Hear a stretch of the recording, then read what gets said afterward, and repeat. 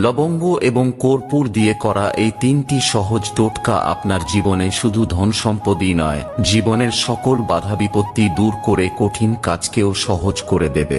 জানার আগে শ্রীকৃষ্ণের ভক্তরা লাইক করে কমেন্টে জয় শ্রীকৃষ্ণ ও রাধে রাধে অবশ্যই লিখবেন।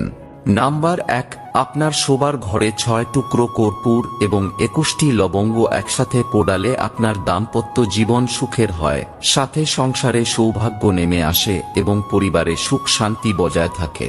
নাম্বার 2, সকল দুঃখ কষ্ট থেকে মুক্তি পেতে চাইলে যে কোনো মঙ্গলবার হনুমান মন্দিরে গিয়ে একটি কর্পূর এবং 5টি লবঙ্গ জ্বালিয়ে দিন।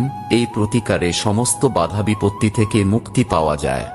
নাম্বার 3, 5টি লবঙ্গ, 3টি এলাইচি ও 3টি কর্পূর আপনার বাড়ির ভিতরে পুড়িয়ে তার আলো সব ঘরে দেখান। এতে করে আপনার বাড়ির সব অশুভ শক্তি ধ্বংস হয়ে যায়।